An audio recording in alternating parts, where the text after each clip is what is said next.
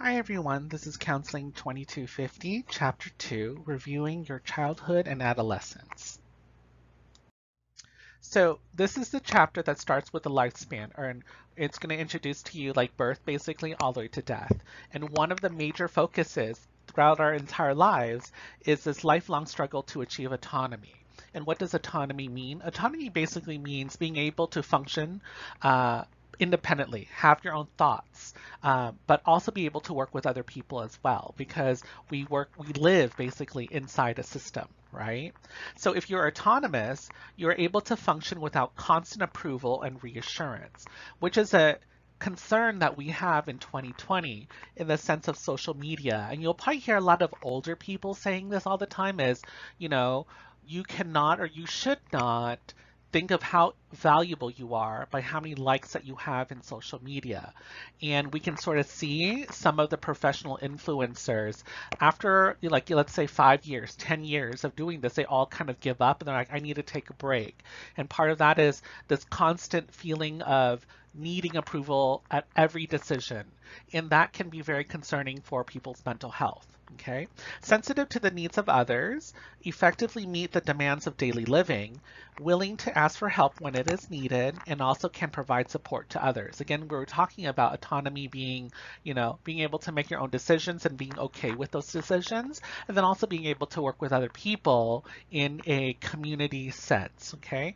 We're not talking about, if I do this, you have to, what am I going to get out of it? That's a different type of issue. What we're talking about when it comes to autonomy is, my life is good. I'm going to now, help other people because I want to as well.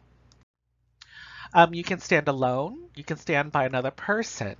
You want to meet your needs, but not at the expense of others. And again, that's something as well is you're not ruining other people to get what you want, right? We hear about that. Social climbers is a phrase that we hear where we're going to use people because they can help us get us to a better place. But then once we know that they don't serve us anymore, we toss them away. And that type of person you'll probably see is that people have a negative reaction to those types of people. So you want someone who is able to not do that, right? Someone who can help you meet your needs, but you're going to want to help lift them up as well because it's a friendship or a really good bond. Your family of origin, culture, race, gender, and socioeconomic status are factors that have an effect on your developmental process. So right there, it's talking about a system, right? A group of people that are around you will help you, hopefully, and teach you the right ways of doing things or the kind ways of doing things. So now let's talk a little bit about human development. This book will introduce to us many different psychologists and their theories or the theoretical framework. And they'll pick and choose depending on which ones because they might apply to a very specific age group or turning point in a person's life. So Erik Erikson's theory of human development is the first one that's introduced. He believes in self-in-context approach, which emphasizes the individual life cycle in a systemic perspective. Like the previous slide we talked about before is, we exist as a system or as a group. We really don't operate everywhere by ourselves, right? We have parents who raised us, so they're right there as a system of 1 to 2 people, or maybe even more, depending on your family makeup, right? So again, he believes that because of that, we should not ignore the fact that there is a system and not necessarily just one person alone. Again, a systemic perspective is the assumption that how we develop can best be understood through learning about our roles and place in our family of origin. Individuals cannot be understood apart from the family system. I'll give you an example. You as a person might go to therapy, right? And maybe it's about resolving a conflict with your parents, right? But the thing is, when you go to counseling by yourself, you're kind of learning and understanding and accepting it from your perspective. Can you change your parent, the person that you're having a problem with? Probably not if they're not also aware and they're not being addressed within the situation. Imagine instead going to, let's say, a marriage family therapist who says, let's bring in your mother so we can hear from her point of view. Then it becomes a situation within 2 people because that is the system that's existing at that moment with the problem. And then you can maybe resolve it, right? So we can't necessarily ignore the other person, but when people go to therapy on their own, it's more about learning how to accept that other people cannot be controlled or changed, but how we perceive it and how we can accept it or how we can move on from the situation. Sigmund Freud's psychoanalysis emphasized unconscious psychological processes and stress, the importance of early childhood experiences. And also, sexual and social development is largely based on the first 6 years of life. So, if you've learned anything about Freud, you'll know that a lot of the focus is on the first 6 to 12 years of life, depending on how you study him. And he believed that the things that happened during that time period basically becomes who you are as an adult, right? And that you really can't change it. It's more about just learning to live with it. However, there are other therapists or other psychologists who will disagree with him. Freud is now seen as a classic and important figure, but not necessarily many people still work with psychoanalysis. There's still people who do it, right?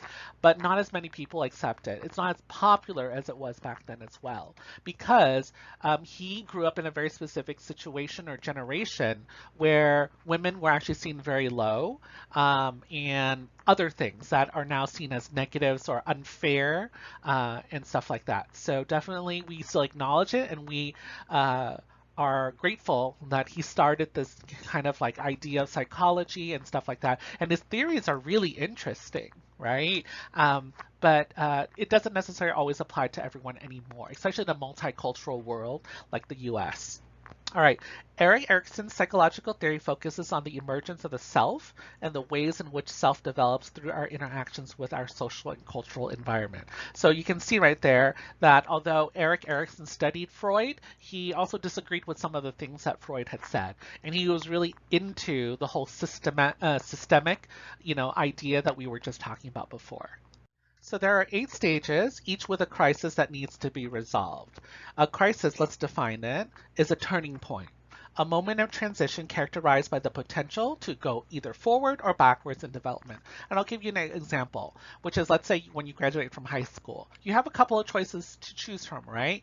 You can go to school, continue to go to school like college, or you can go to work, or you can not go to work or go to school and just stay at home, right?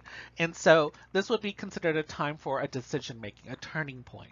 Do you stay where you are because you don't know what's going to happen in the future, the unknown, and so you're scared or you're worried, so you just freeze? Or maybe even go backwards and depend on your parents for additional stuff? Or do you work on something so that you can reach that autonomy that we were talking about earlier? Do you go to school so that you can improve your chances of getting a higher, better paying job or going into a career that you love? Or do you go to work somewhere in the community because, you need to make money and pay bills and stuff like that? So again, that's something that is considered a crisis, and then you would want to then make a decision. And everyone makes their own decisions.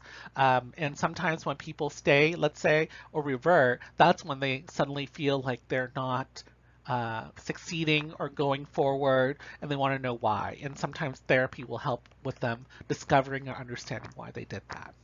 Critics say that Erikson's theory does not focus enough on self in context. Okay, so which is what we were talking about before in the systemic thing, because of interpersonal realm, which is the communication of remember the relationship between other people and you, that's intrapersonal, right? So they're saying as they didn't really focus, or Erikson didn't really focus on this, didn't focus on socioeconomic class, disability, gender, ethnicity, and culture, which are central factors that influence a course of development. So we sometimes think about just family, right? But we have to now also think about multicultural families, because a westernized family, let's say from Europe, is not going to be the same as someone from Asia or from South America or Central America or Africa or wherever, right? The Middle East, wherever. And so that becomes another layer of intersectionality that during this time period when Erikson was talking, he didn't really have to consider, because he was really just surrounded by other Caucasian people or westernized people, right? So then it's our responsibility as the psychological community is to start adding the multicultural parts into it and critique it for valid reasons, which is, Erikson might say this, but, within a different context of a culture, or maybe poverty or whatever it is, will actually affect it as well. And so they're saying that there needs to be more focus on that in 2020, basically in the modern times. Here's an example as well, which is when a male decides that he wants to be a nurse and people around him say, why nurse and not a doctor?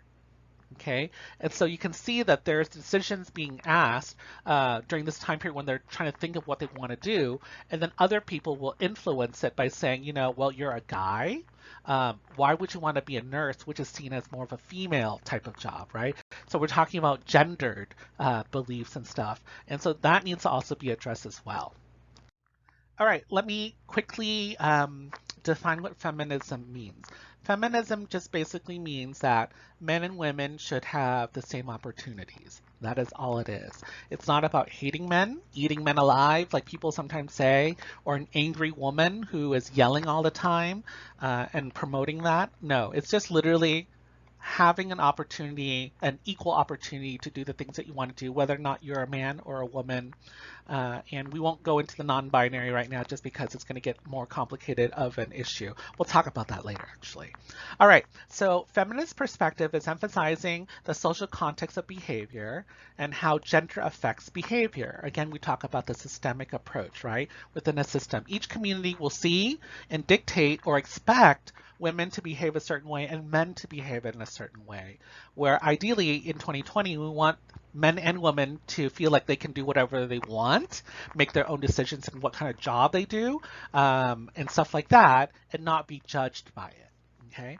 Many psychoanalytic theories and techniques neglected or misunderstood many aspects of women experiences. And the reason why is because a lot of the psychologists back in the olden days were men, were straight, heterosexual, you know, either one, Caucasian men. And so they were seen as the top.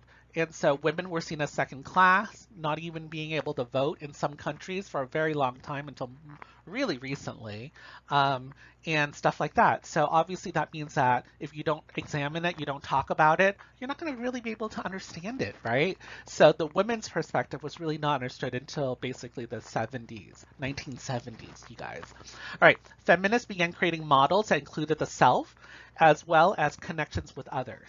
So there is a link right here that I want you to click on if you can pause it. But I will tell you this because it is Beyonce focused, okay? And you have to remember that Beyonce started somewhere. But here is the reason why I posted this thing. When Beyonce was in Destiny's Child, a lot of the stuff that was being produced, although it was female empowerment, it was from a male gaze. Okay, they had to wear things that were sexy. They had to look a very specific way. And so when Beyonce started out and did this manifesto about feminism, a lot of people are like, well, but you're still really operating under a male gaze, which really isn't then feminism in that sense, or really being feminist, right? Because you're doing everything that a male person would consider be sexy and attractive and appropriate and all this other stuff. So I just want you to take a moment just to read the evolution of what Beyonce has done in the last, let's say, 10 years, okay? I just want you to read it. Okay, take a time, take a break, read through the manifesto. It's not very long, and it's pretty interesting, and I hope that we can have a conversation because it addresses the next slide. So take a moment, do that, and then come back. All right, now that you've taken a moment to read Beyonce's feminist manifesto, a journalist asked Annie Lennox, a longtime feminist, how she felt about Beyonce's feminist statement at the VMAs. The VMAs is the Video Music Awards by MTV because, you know, she was standing there. In the previous slide, you saw a picture of Beyonce or a GIF of Beyonce with the word feminist behind her. And a lot of people thought, hey, you know, you're just using the feminist word to make more money and to make people think that you are like that, but are you really? And a lot of people were questioning Beyonce during this time period, right? Because, you know, you can make more money if you're saying, you know, women, you know, must be respected, but at the same time, you're still operating under a male gaze, which is, again, doing everything that's expected from a male's perspective as being appropriate, which is being sexy, you know, and stuff like that. All right, so here is a response where Annie Lennox responded to it, and I'll read you a little excerpt so you can understand where this is coming from. I would call that feminist light, L-I-T-E. I'm sorry. It's tokenistic of me. I mean, I think she's a phenomenal artist. I just love her performances, but I like to sit down with her. I think I'd like to sit down with quite a few artists and talk to them. I'd like to listen to them. I'd like to hear what they truly think. And the reason why is because Annie Lennox is from a band called the Eurythmics, who are very, very popular in the 80s. And she really did have a strong female perspective. Okay. And so she was very intimidating to a lot of men. So that's much more fair because she's operating from her own perspective. Whereas the male gaze, which is to be very, very sexy and all that other stuff to get approval. Okay, so again, I would love you to take a moment again to read hers. She has since corrected herself a little bit and, wanted to, because a lot of people were reading it and then misinterpreting it, right? And so she did address it. So if you want to go further into the internet world and find out more, that would be fantastic. But again, we are talking about questioning things in a polite way. We're not saying let's bash on Beyonce or anything like that. So if you guys are part of the Beehive, do not hate me, do not cancel me. We're having a dialogue, and I hope that you're able to understand that. So now that we're in this semester and in this book, I want you to now start to think about, as we introduce you to different parts of our lives, to connect or identify with some of these age groups, okay? You guys are probably all pretty young, so after your 20s, you're probably like, ugh, I don't know about the 30s or 40s. I don't want to think about being old. But I do want you to think about it, preparing yourself and seeing whether or not what you learned in this class is actually going to happen as you get older, okay? So the first step is infancy, which is defined as birth to age 2. Experimentation and curiosity begins during this time period. First year is to develop a sense of trust in self, others, and the environment. Need to be able to count on others because of feeding and stuff like that, obviously, and grooming and all that stuff. Feel that they are cared for and that the world is a secure place. They learn this through the sense of trust by being held, caressed, and loved. Okay, and Erickson also introduces the crisis, right? Which is, are we going to choose one or the other? So the first one would be trust versus mistrust. Trust happens when a child is provided warmth, cuddling, and attention. Mistrust happens when the before mentioned is not provided. Child becomes suspicious about interacting with others. Okay, and so they might choose to mistrust, which is going backwards as opposed to forward, right? Because if you're scared, because you don't, believe in the things that are happening around you are okay or safe, or good for you, you're going to recoil, right? And so during this time period, for some children, the way that they're raised or the environment that they were around would build mistrust as opposed to trust, which is what we're hoping that they will. All right, we'll talk about John Bowlby's attachment theory, which is again about this time period. Attachment involves an emotional bonding with another who is perceived as a source of security. Maintenance of affectional bonds is essential for human survival because you remember, babies need other people. They do not get born and they're independent by themselves immediately. They actually need to be, consuming milk or a substance like milk, and care and being held and cuddled and secured, right? Patterns of attachment are secure, anxious avoidant, and anxious ambivalent. And we're going to go into each of those. Okay, so secure pattern is feelings of intimacy, emotional security, and physical safety when the infant is in the presence of an attachment figure. Relates well with others in the world. And usually that person is the mother, right? Or a family member, usually, or a caretaker. Anxious avoidant pattern is experience an insecure attachment relationship because their attachment figures consistently reject them. Infants tend to use some form of disconnection or avoidance as a defense. And then the third one is anxious ambivalent pattern. It exhibits intense distress at their caretaker's departure and an inability to be comforted upon return by the caretaker. So they're fearful, insecure, jealous, aggressive, hostile, or isolated. So think about the babies that are around you and how they react, okay? We're not saying that everyone is going to be like that. Some children with their personalities that they're born with are actually fine, right? But we talk about, have you ever given a baby to another person and then they freak out because they're like, who are you? This is not safe, or I don't feel safe. I need my mother. I need that mature, secure person at all times because I don't trust the world just yet. So think about it in that way. So I want to introduce you to Sally, who's going to talk a little bit about her childhood and how that has affected her as an adult. And again, this does not apply to everyone. This is just a typical example of what the book is trying to explain to you. All right. I was released for adoption by my biological parents and spent the first decade of my life in orphanages and foster homes.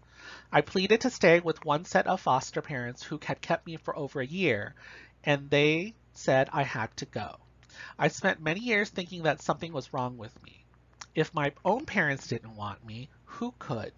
I tried to figure out what I had done wrong and why so many people sent me away. As an adult, I still yearn for what I missed during infancy and childhood. I don't get close to anyone now because if I do, they might leave me. I had to isolate myself emotionally to survive when I was a child, and I still operate on those assumptions I had as a child. I am so fearful of being deserted that I won't venture out and even take minimal risks. I'm 40 years old now, but I still feel like a child. Powerful, right? So think about, how you were raised as a child and how you behave now. Do you think it makes sense? Is there a connection from the materials that you're reading with your own life, or do you think it's not, right?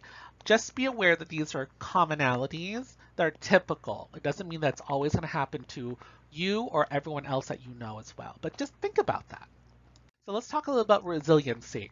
So just to talk about it in general, adverse effects on a person's level of self-love and the ability to form meaningful relationships later in life. What that is basically saying is during childhood, bad things could happen, and those bad things could affect how a person will see life or live life later on as an adult.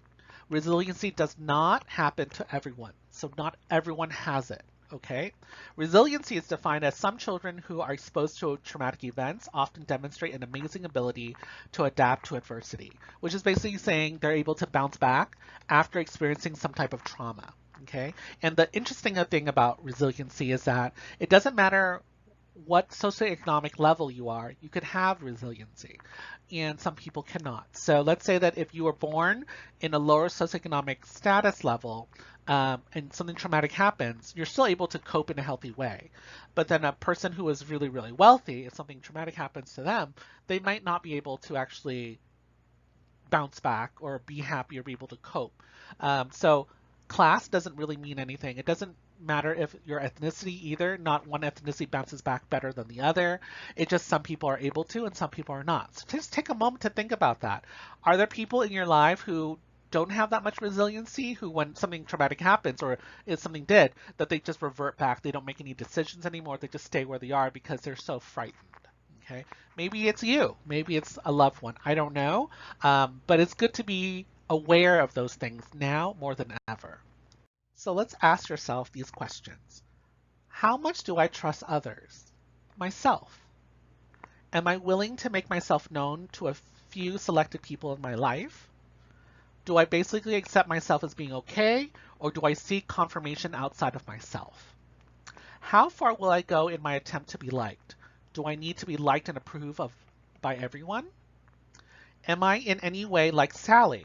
Do I know of anyone who has similar experiences to hers? How much do I really know about my early years? What have I heard from my parents and extended family about my infancy and early childhood?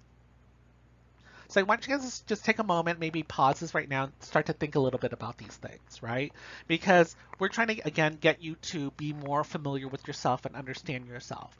And these questions are really helpful as you go along with the chapters to really examine what's going on in your life, because you're going to expect to examine other people's lives, right? And other people need to examine their own lives if you are their counselor. So it's time for you to start working on these things yourself. All right, now let's talk a little bit about early childhood, which is defined as ages 2 to 6. Tasks to be learned during this time period are independence, accepting personal power, learning to cope with impulsive and aggressive reactions and behaviors. This is the first time that they're meeting their own physical needs. Okay, so this is the time where you're going to start to do things on your own a little bit, like walking, right, and talking. So Erickson says that this phase or the crisis that happens during this time period is called autonomy versus shame and doubt. So children who fail to master the task of control over themselves and coping with the world around them develop a sense of shame and doubt in their capabilities. So think about that with yourself and maybe your loved ones. Maybe if you have children, see where they are during this time period, right? Are they able to do things on their own, or are they like, Daddy, Mommy, can you please do this for me? And stuff like that all the time. Okay, you might even say that it's spoiling, right? And again, some parents will raise their children very differently than other people. And so we're going to have a variety of experiences in this class as well as the world.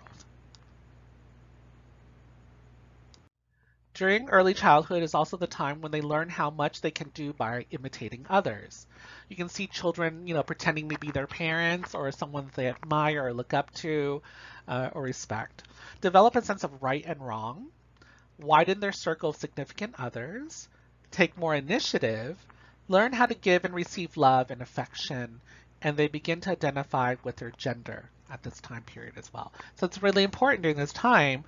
You can see that children are starting to imitate or role play other people and learn how to behave and act. So the system, that systemic thing that we were talking about before, the family system, the family dynamic, is something that's so important during this time period, right? It really does influence a child on how they should act and how they expect other people to act.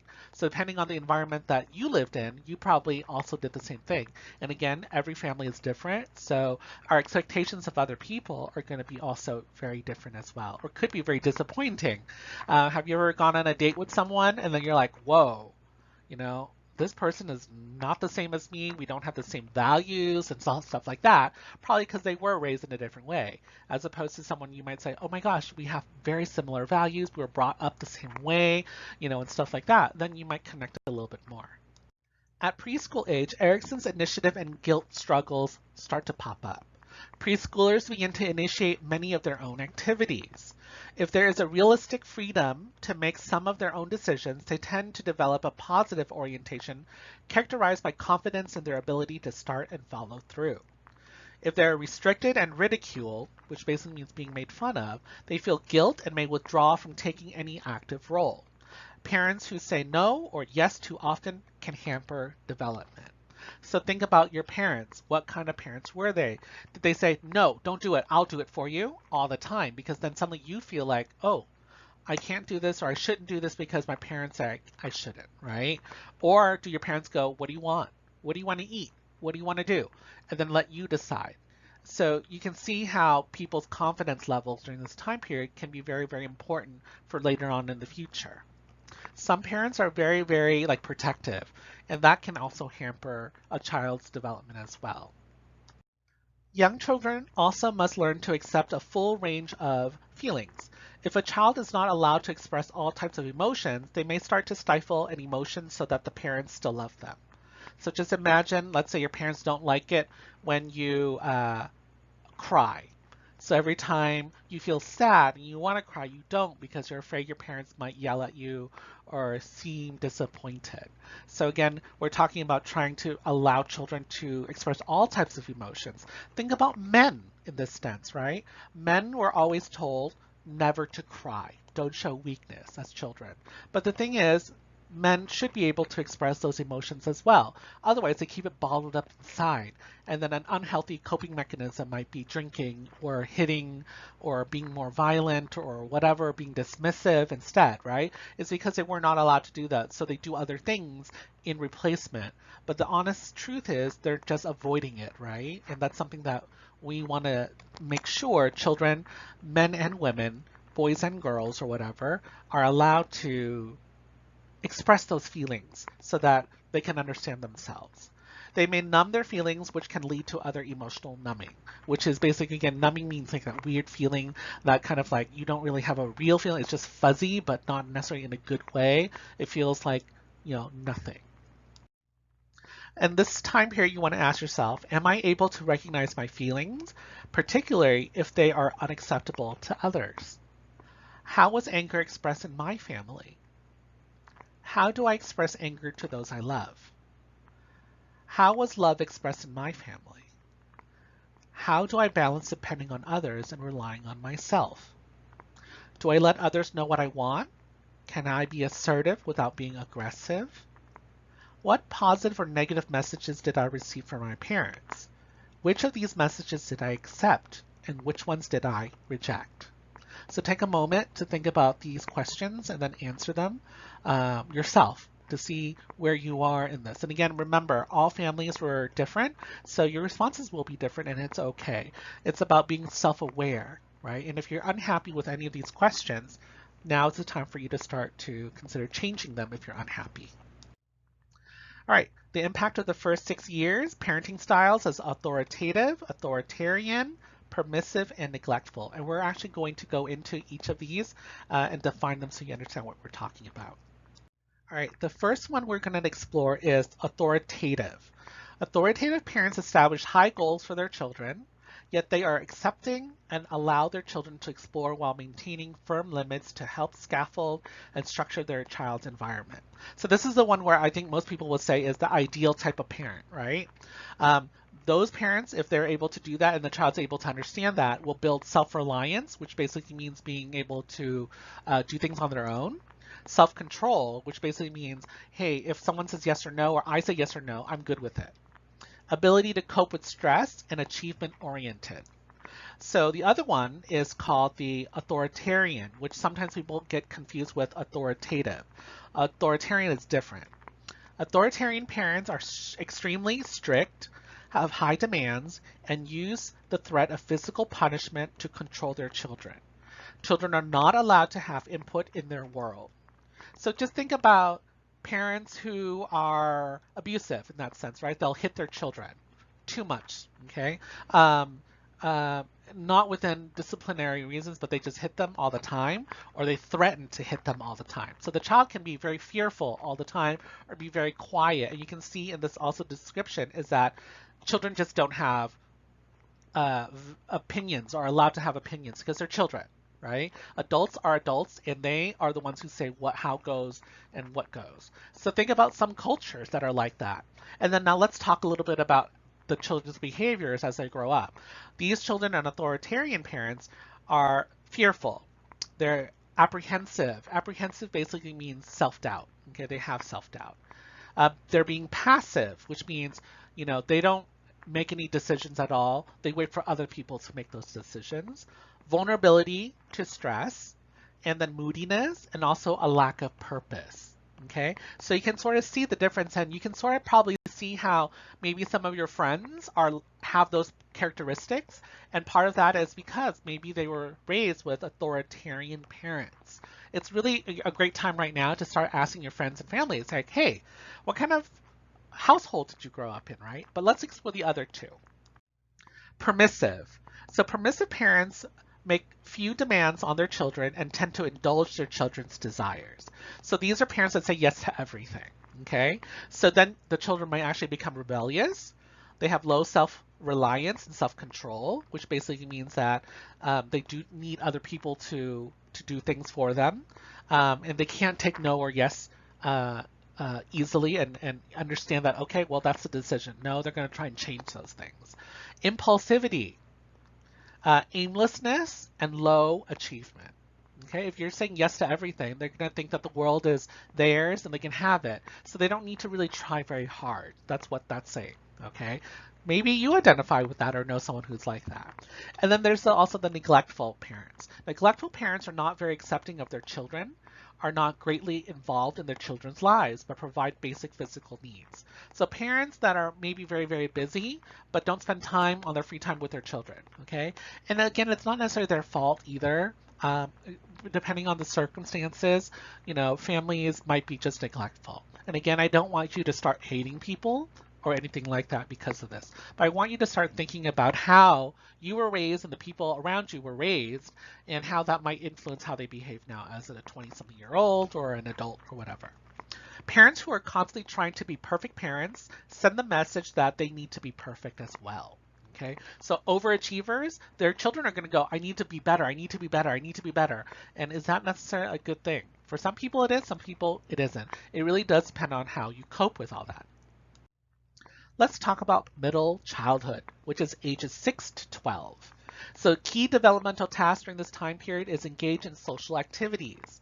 Imagine you going from grade school, right? From basically kindergarten, first grade to sixth grade, let's say.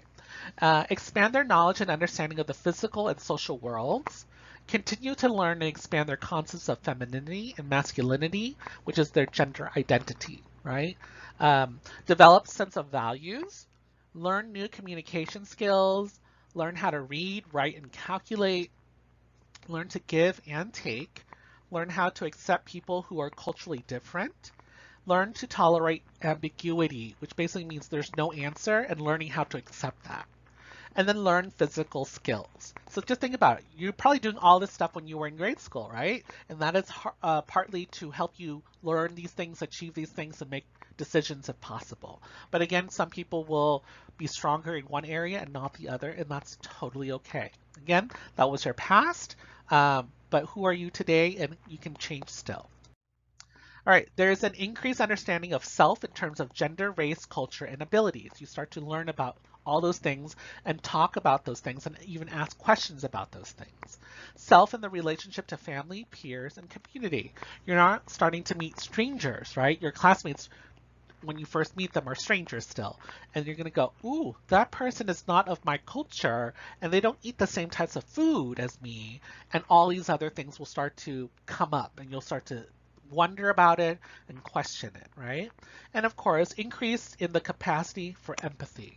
So you'll notice that other people might be crying and then you're going to come over and say, that's okay, you don't have to cry, it's okay, I'm here for you, I'm going to help you, or whatever, right? That's building friendship and those bonds within the community. And during this time period is when you start to learn how to develop that, right? Erickson's industry versus inferiority is this period. This is the crisis that we were talking about earlier. So focusing on creating and producing and on basically attaining goals. And usually this goes up to the fourth grade, but again, you can go up further. Again, when Eric does these stages, and we're saying 6 to 12, for some people it could be a little bit earlier or later. It really does depend, okay? Okay, let's talk about developing a self-concept. Your awareness about yourself is self-concept. Perceptions about the kind of person that you are. Your view of your world, values, and possibilities. The way you see yourself in relations to others. The way you ideally would like to be. And the degree to which you accept yourself as you are. It depends on the quality of your school's experiences, contact between groups and teachers. Okay, so again, depending on where you are raised, you could have a good sense of self or you can have a poor sense of self. It really does depend on the culture, the society, the community that you were growing up in. Your cultural context, your interactions with your family, largely your self-concept is formed by what others tell you about yourself. So people will say, you are so smart, and then you start to believe that, right? Or someone could say, you are so dumb. And then you will start to believe that as well. So that's why the system is still very important and can affect you and influence you quite a bit during this time period because you're still learning about all these things about your self-concept. So there's also talking about protecting the self, right? Since we're starting to learn about it, we're not necessarily going to be happy with what we hear. So there's this thing called the ego defense mechanism, which was created by Freud or started out with Freud and has been modified since then. But let's talk a little bit about those different ones, okay? Psychological strategies we use to protect our self-concept from unpleasant emotions or to soften the blow of harsh reality. To temporarily reduce anxiety, we use ego defense mechanisms to distort the sense of self or the realities around the world. It is natural to use ego defense mechanisms, but overuse can be problematic. Reality does not change. Constant use means higher levels of anxiety. So let's break this down really quickly, which is we use ego defense mechanisms to make ourselves okay. Because if we hear all this stuff and we believe everything, we might actually make ourselves really depressed, right? Or psychologically, it's not going to be healthy for you.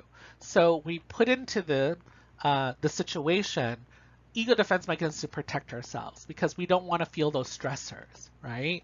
But the thing is, it's normal to have these ego defense mechanisms, okay?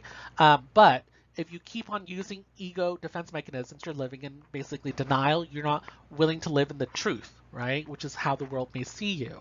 And then if you keep on doing that, you'll start to look like you don't understand reality or you have a sense of loss of reality. And that's something that can be very bad for you, unhealthy for you. So it's okay to use it for some things, but you cannot use it all the time, is what this is saying. Basically in moderation. Okay? All right, so let's talk about some of those different types of ego defense mechanisms.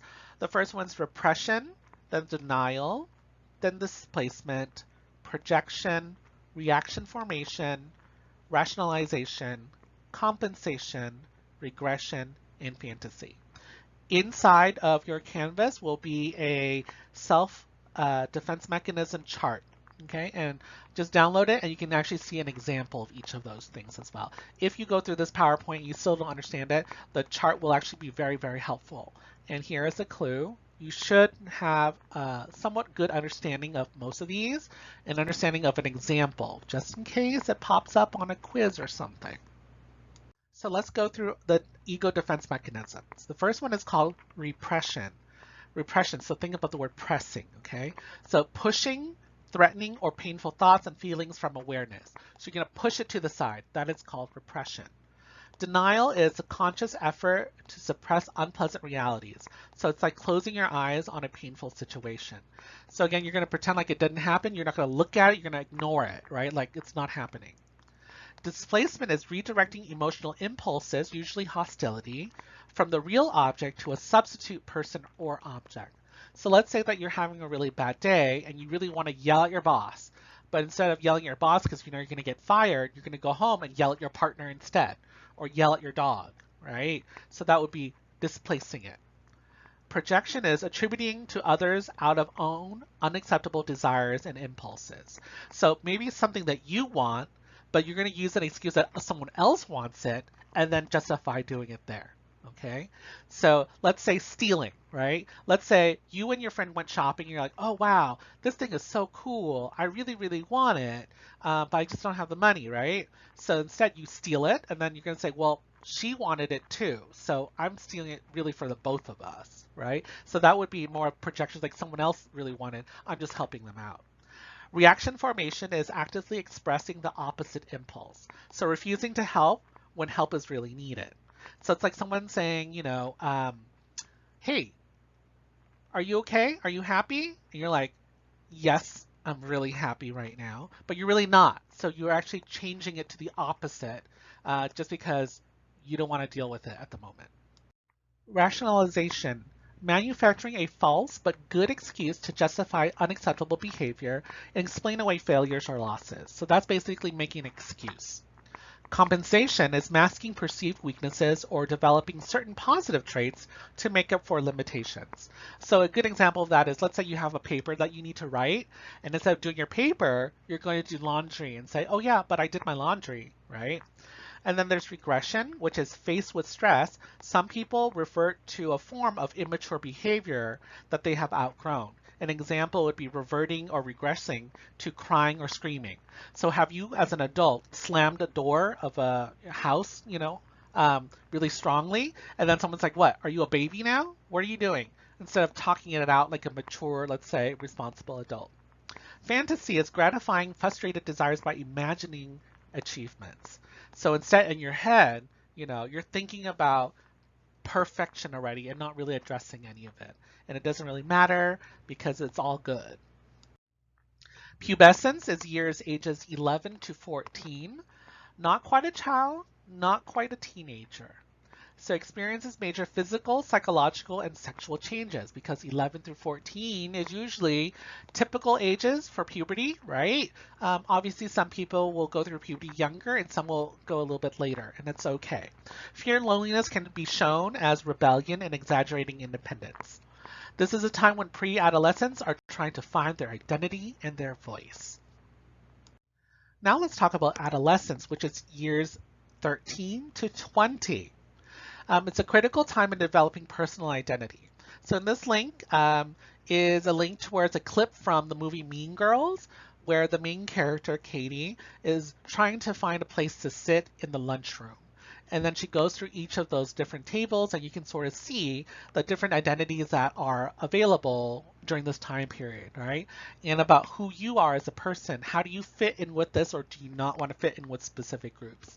So it's really about, again, a critical time in developing social, personal identity. Changes in the adolescent body is reflected in sexual, emotional, cultural, and spiritual passion. You start to really examine all these different areas of life, right, during this time period. Important to experience successes that will lead to a sense of individuality and connectedness, which will turn to self-confidence and self-respect.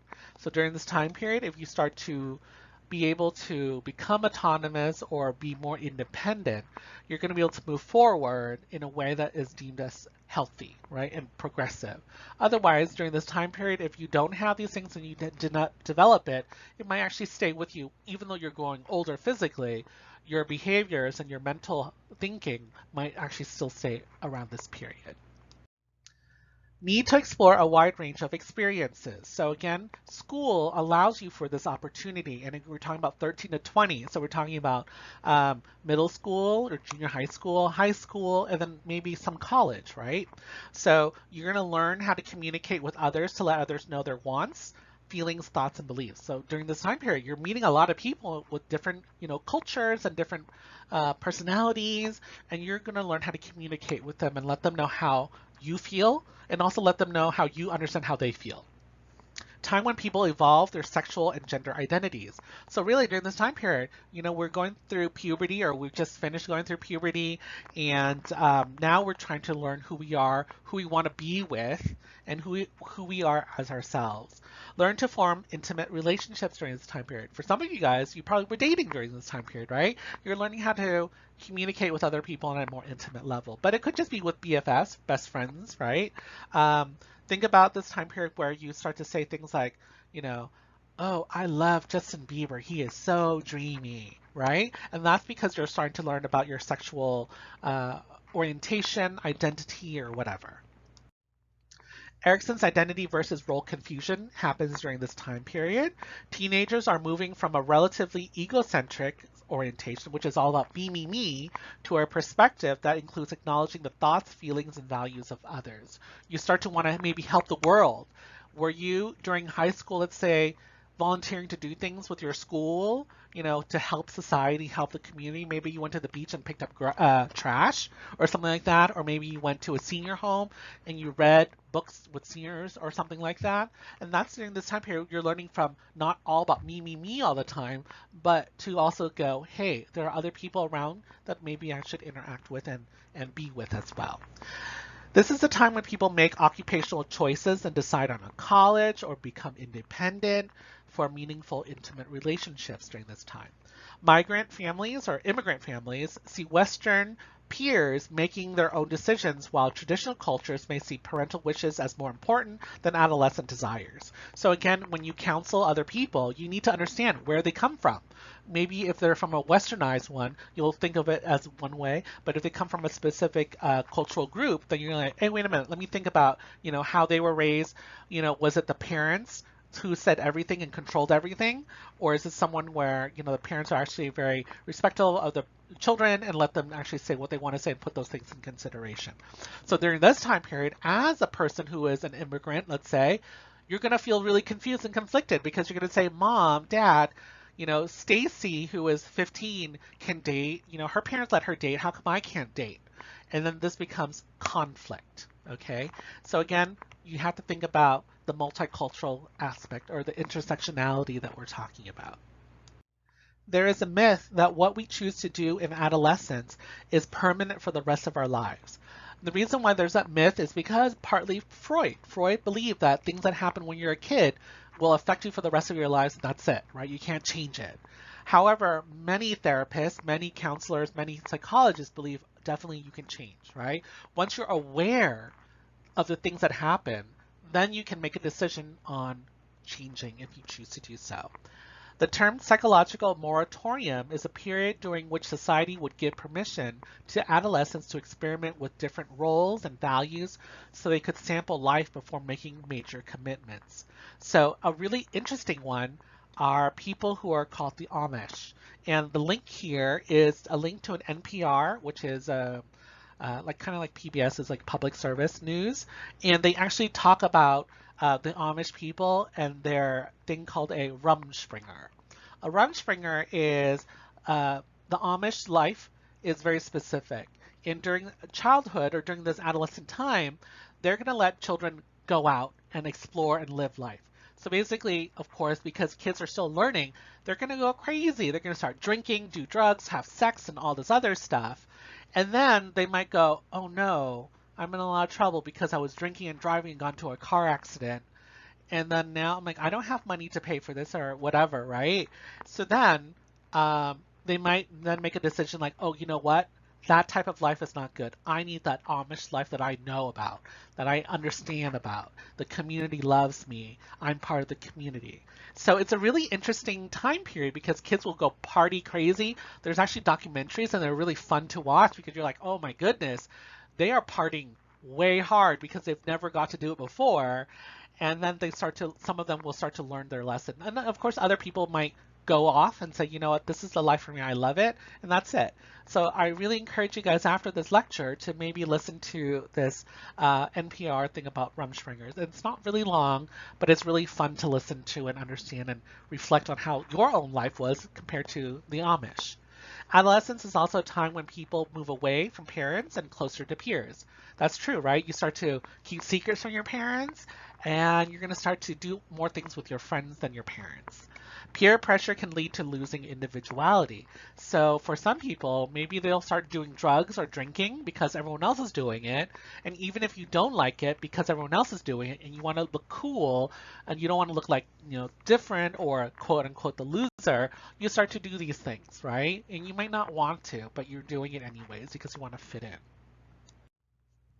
Sometimes peers can influence people to focus on themselves and break away from social expectations. It is not unusual for teenagers to feel very lonely. And really, that's truth. Remember when you were younger, did you have a whole emo phase or an E phase, where you were a goth or something? You're like, the world is so alone. I'm going to die alone. We come to the world alone, and we're going to die alone as well. And then you might write poetry about death and stuff like that. And that's part of it is because we're identifying with that loneliness that we're feeling because we're trying to figure out who we are. And we feel like we're the only one trying to figure out who we are. But really, we're not, right? Everyone else during this time phase is also feeling the same way as well. That's why when we look back at it, we laugh at ourselves or really embarrassed, like, oh my goodness, what were we thinking? Individuation, separating from our family system and establishing our own identity based on our experiences. Process can be very painful, but will lay the foundation for future development.